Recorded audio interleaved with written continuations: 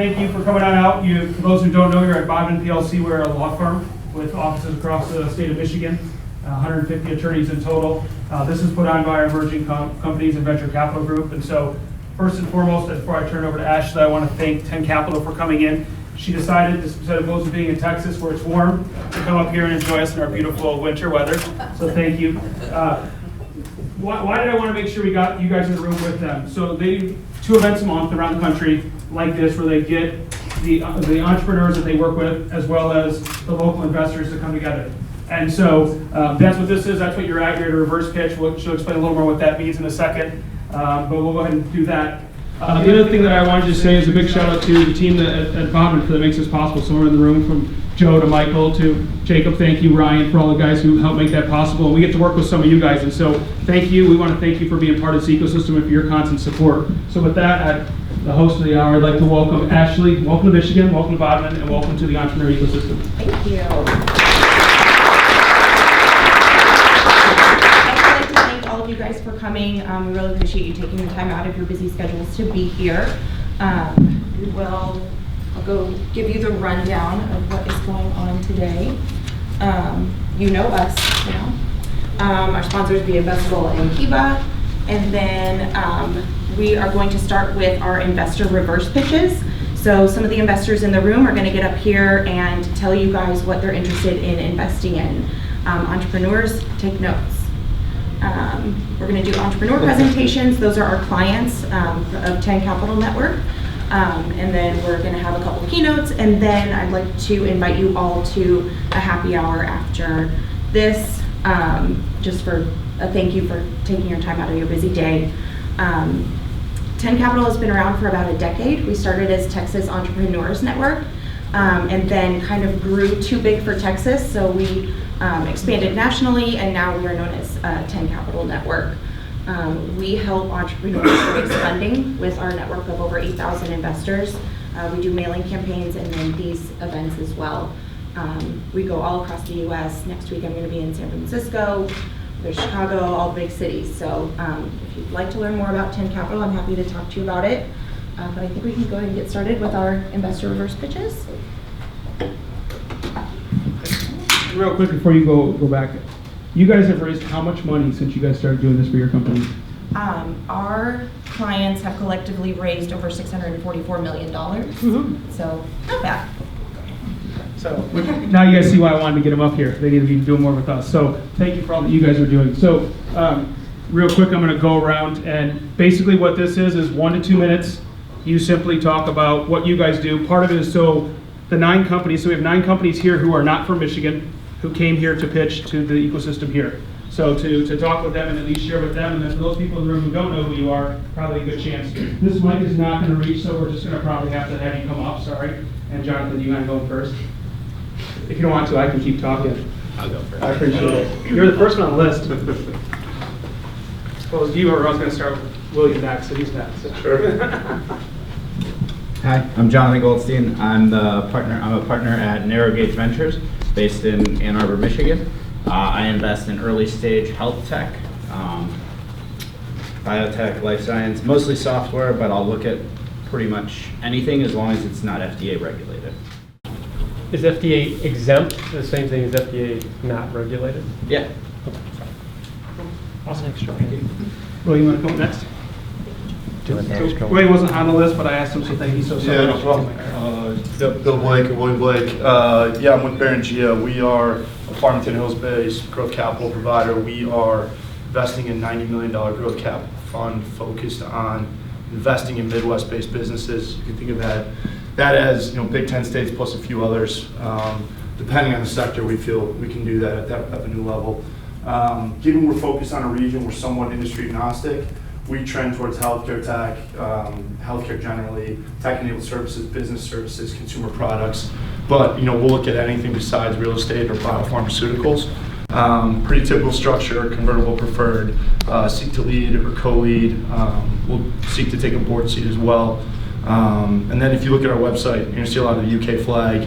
We do have an office over there. Different group of investors, different group of funds. Great to, if strategy straddles both geographies, it's great to have resources over there, but not necessarily core to what we're doing here in Michigan. There you go. Awesome. Yep. Thank you so much. You good, Rick?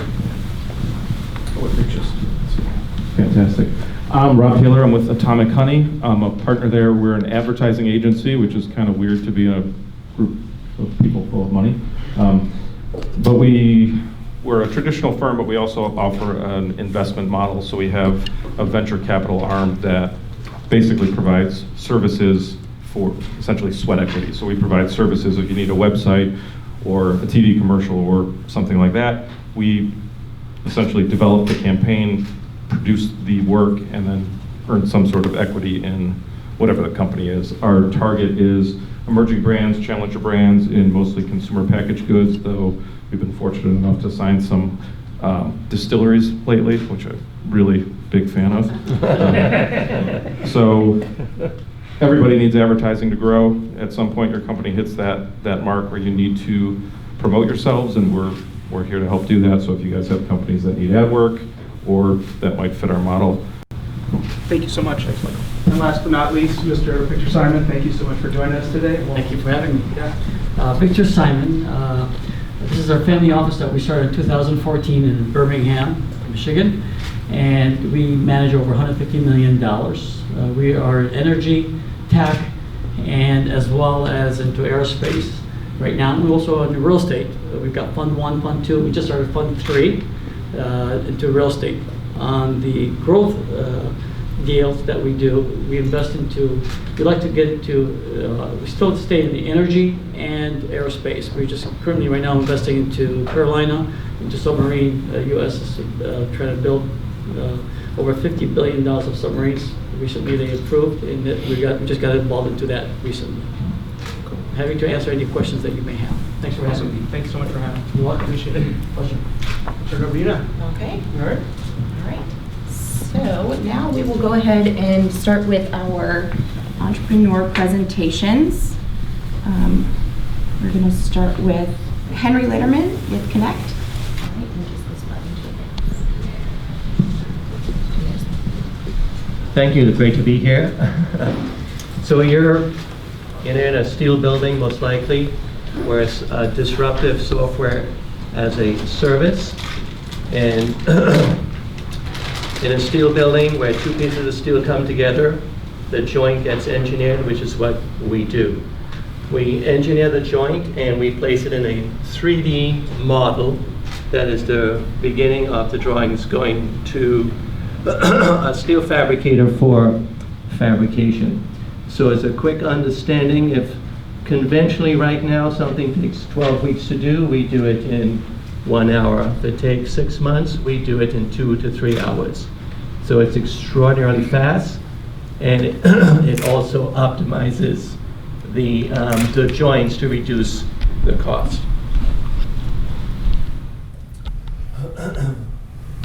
So as I said, it's very fast, it's efficient. We look at plant efficiency as well. We typically reduce the number of bolts in a steel building anywhere from 20 to 50% from the current methodology. We have no competition.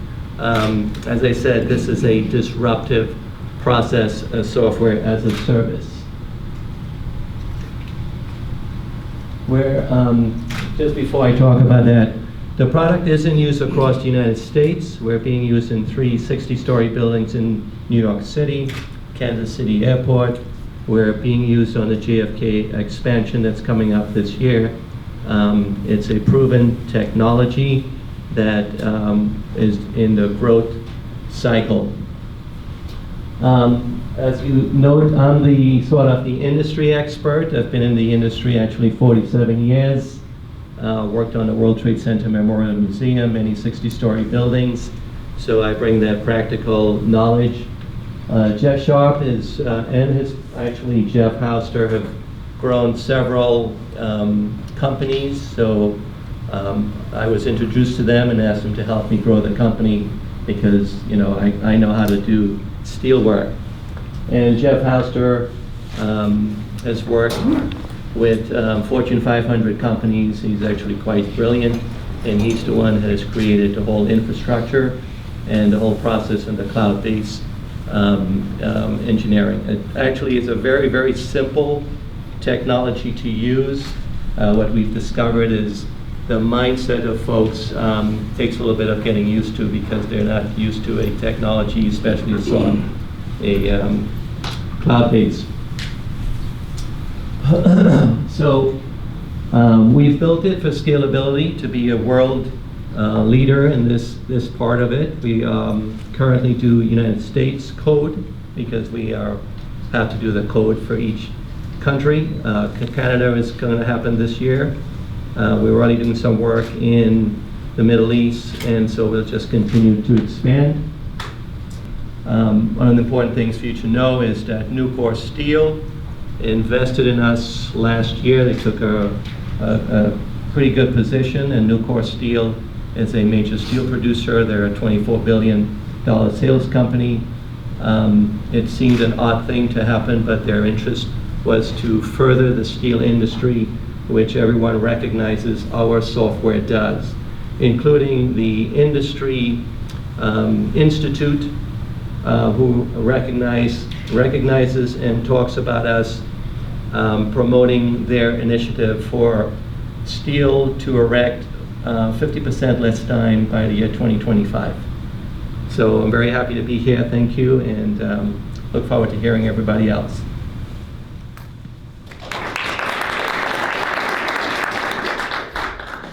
Any questions for Henry? Oh. So is it like an FEA, structural stress type optimization, or is it just a bolted joint? How do you, It's the bolted joint, the specific joint, and we have, a whole bunch of what's called limit states that require for the engineering of the joint.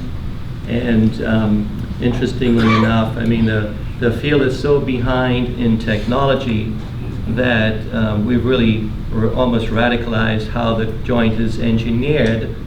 Not radicalized in terms of changing the engineering. Engineering is exactly the same.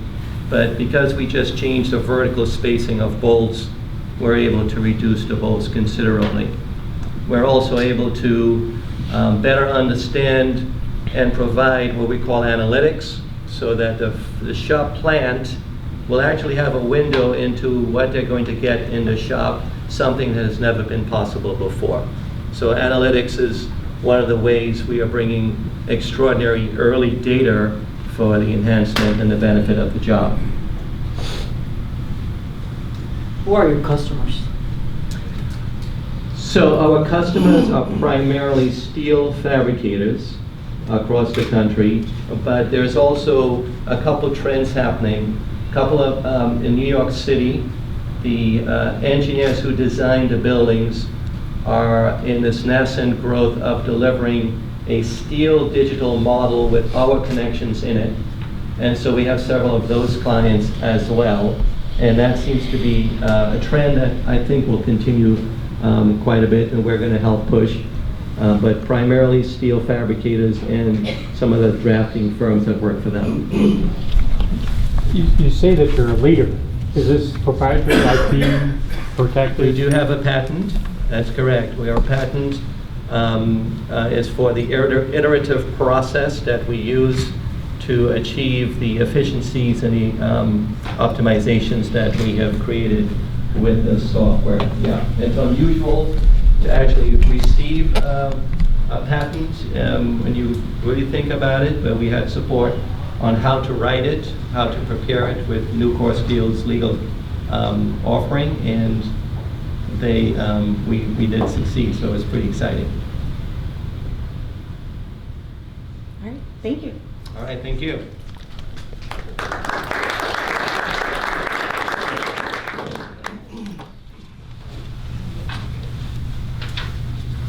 So Joel, you want to come tell us about cardio? Sure.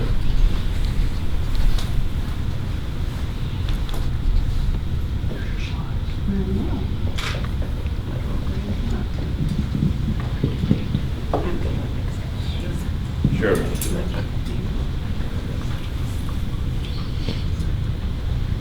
Hi.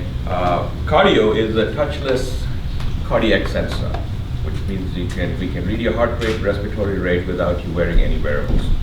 We believe it will enable cardiac care in the home and assisted living places that we're going to be targeting. I'm Sir Joel Vishal, I'm the CEO of the company. The technology was originally developed at NASA, and we are prioritizing that technology right now. So, what's the problem that we're facing? One of the things we've noticed is, aging in place is going to become more and more of an issue. We have 60 million people that are aging, and 75% will have some cardiac disease, but 95% of them don't wear any wearables. I mean, we all have wearables ourselves, but we don't belong to that generation that doesn't want to wear them. And without wearables, if you don't wear wearables, you can't track anything. So what we can do, and this is where we actually deployed this recently, there's a assisted living place at Mission, Texas, that we've done 2 tests right now. The unit is up there that you can see. Actually disappeared from this one, I'm not sure why, but it's right at the top there, right above that painting. And we can get real-time alerts on heart rate, respiratory rate, and heart rate variability, which gives you information on stress. In addition to motion also provides information for the caregiver in case the resident got up in the middle of the night, they want to know things of that nature. And of course, there's no cameras, which preserves the privacy, which is what we want to try to get to, especially when it comes to elder care. So how does the technology work? It's primarily a radar, and because of the advent of radars in cars, we've got a huge explosion of consumer capability that radars can go into. The cost points have been really driven down. So we use a radar to transfer a signal out. It bounces off the person. This is micro radar that you're talking about, because the signal levels coming off the chest are very, very small. And it's also covered with motion. So that's the sensor that's over there. It can track me while I'm walking around, which is what you need. The key value is also in the algorithms that are used to detect that particular heart rate, which are patent protected and developed from the NASA background. We benchmarked this across 15 babies and 20 adults. We can hit an accuracy of less than 2%. The accuracy is good. The key behind any of these devices is how well does it work with movement, because that's really where the application is. So this is the team. I've been doing startups for a while, enjoyed doing that. I see this as a really valuable play, both from its contribution towards humanity and in the fact that I think we could make a really sustainable company. Stephanie Provasco is my director of marketing. She's normally here, but she's trying to close some other deals right now. Her background is in retail and distribution. David Kramer worked with me in the past at previous startups like Gear, and he's most recently been at NXP's Discovery Lab. And Eric Farrell is our Chief Medical Officer, who focuses us on keeping the focus on what the medical impact would be of the device we're building. There's some other places that have got a lot of visibility. The Santa Anita Racetrack has been using the device. If you're familiar with some of the horses dying over there, they're starting to use this as trying to track some of the things. We've got some other players in terms of the computer guys that are very interested in working with us, including Infineon, who's the radar chip that we're using. Questions? On the 3 companies that you were in previously, 2012, the last one, what involvement were you in that? So the first one was Level 1 Communications. I started as an engineer, and I took over as director of one of the groups. So I wrote that, and we sold that to Intel for $20 billion. Then I came over to Austin, and I worked with another company called Gear, which was a network processor company. I was the VP of engineering, and we sold that to Lucent for $500 million. And then most recently, I was with a company called Taos in Dallas, doing light sensors for medical and broader applications. And we sold that to Austrian Microsystems for $350. I was the VP of strategic development. Thank you. Which NASA center did you say developed this? This was in Pasadena with the Jet Propulsion Lab. Right. JPL? JPL. Have you put this through the NASA iTech program? Not that I know of. So it was originally funded by the CIA. The development was funded by the CIA and NASA. They deployed it in Iraq in 2009, and then they transitioned to the company. Where are you with any kind of FDA approval? We haven't started that yet. We're targeting a general wellness device target right now for assisted living that works for what we can find out. We believe in 2021 we'll start the FDA process. We had a professional product in the assisted living facilities, but I saw some retailers on there. Are they different products? Is there different functionality between the two? Good question. I mean, it's exactly the same product, but we see so many target markets coming at us. So we've got a small company, we've got to really focus. We picked the assisted living as a target. but we're also seeing a lot of pressure coming in to say, oh, how about making monitors? Those could be a viable consumer product. Over here. What about hacking? I know the senior population and demographics, we're very, very worried about that. Yes, so I mean, that's a big concern. There's two elements, right? One is the HIPAA requirements for connectivity that you'll have to comply with. We're right now working with Amazon Web Services, so most of it is 509 certified, which is pretty standard across that place. Depending if you get FDA compliant, you'll have to come up with more of the FDA protection that is required. Any other questions? Thank you, Steve. Thanks.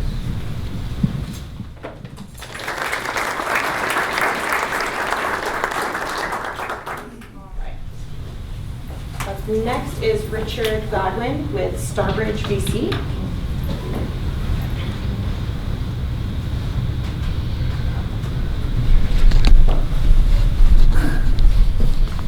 I didn't know it was next. Which one? Just this one. Okay. Hi there. Thanks for having me today. It's our first time in Michigan for Starbridge.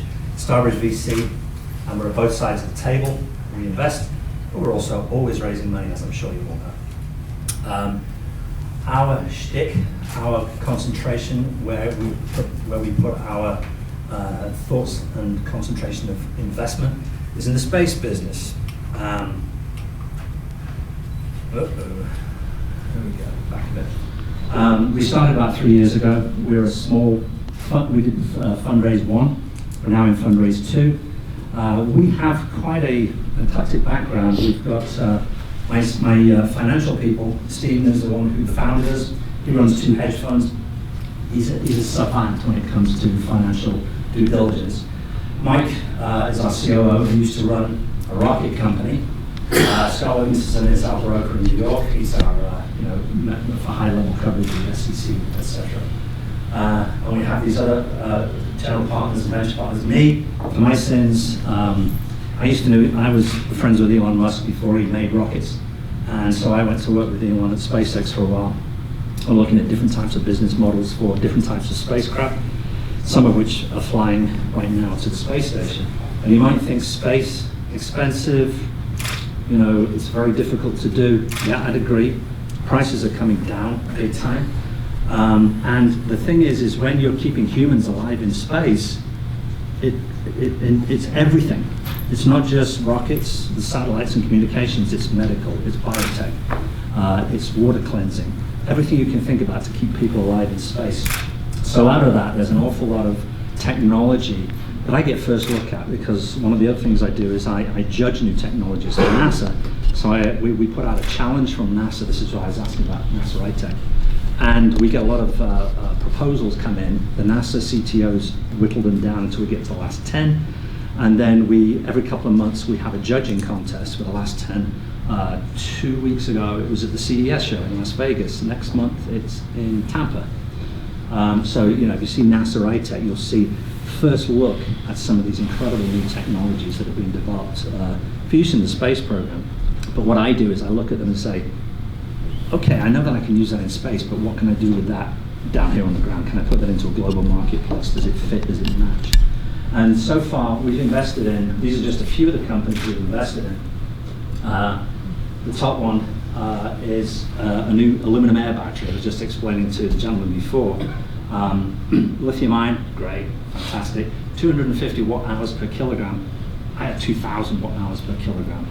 So my car, with my battery, will make you go 1,000 miles and you can recharge in 60 seconds, right? And I know that's a very daring claim to make, but I can prove it to you in our lab. So that's just one of the things. Made in space, we're making products in space with 3D printers, so we can actually make bigger satellites with bigger apertures and things like that, because we're 3D printing them up there. Umbra, phased array radar microsatellites, so we can look down the ground through clouds in the dark at a very high resolution level. Link, this is a cool one. Cell towers on orbit.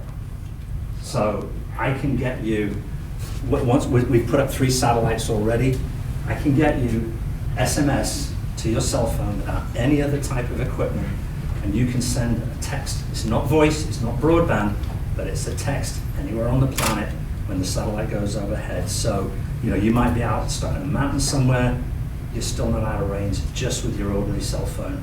And that is through an extra just contract that we put on with your carrier, so you don't need a device or a dish or anything like that.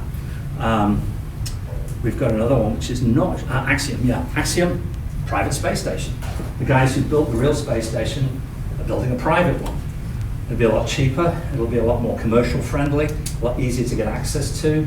They're already working on the portal to get access to the space station right now.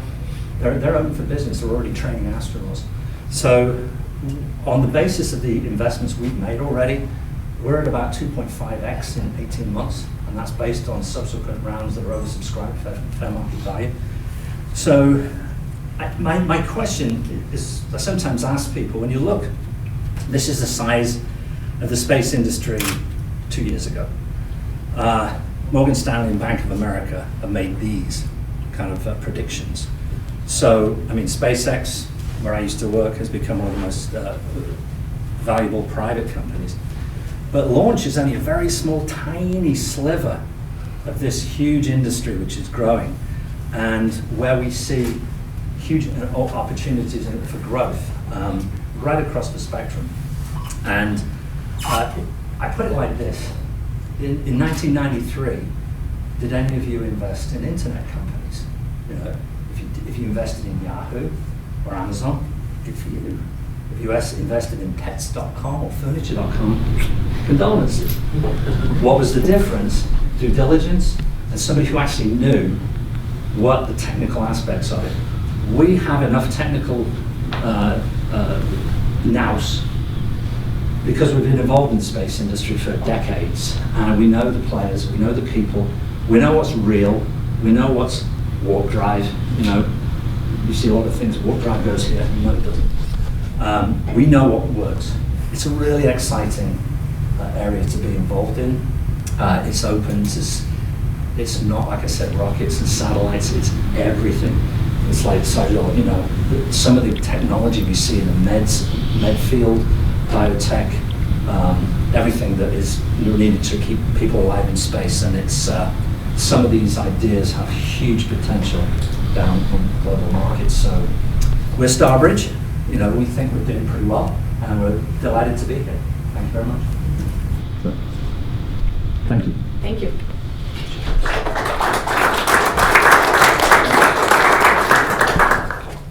All right. Dana Myers is going to come up and tell us about Myers EV.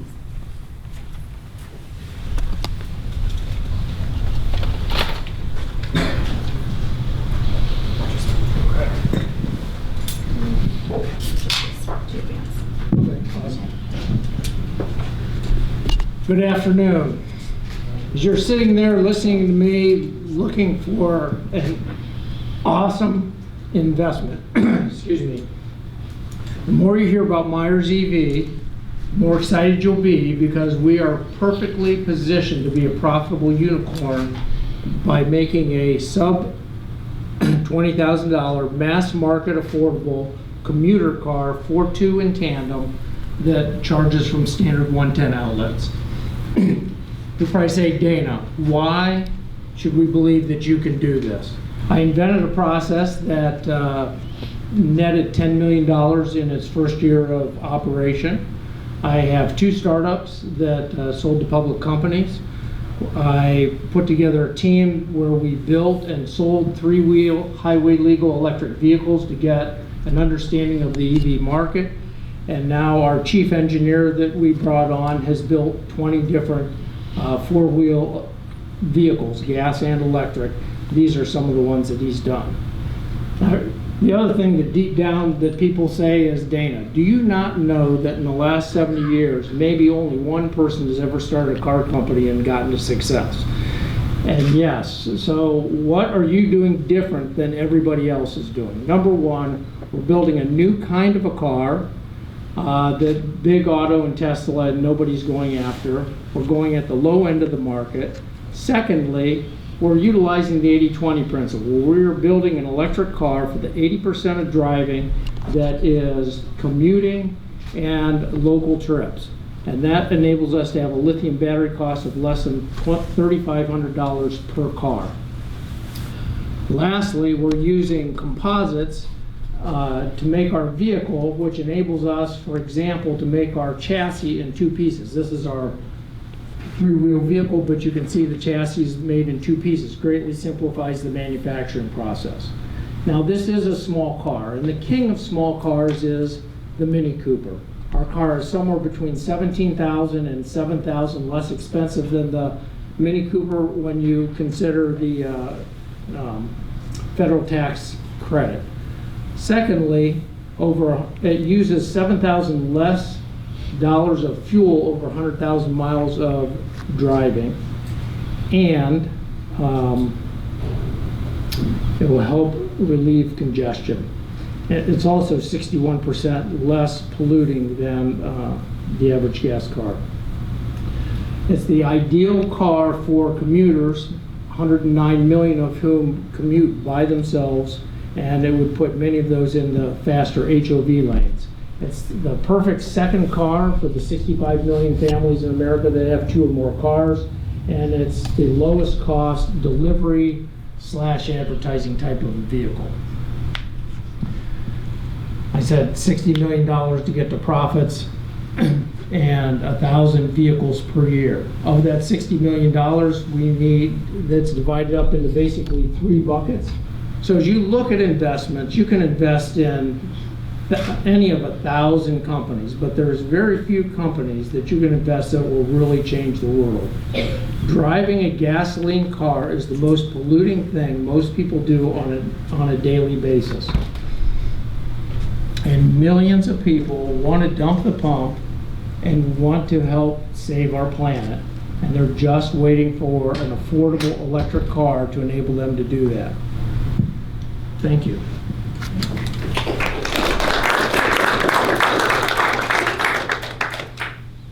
How much did you say the vehicle's going to cost?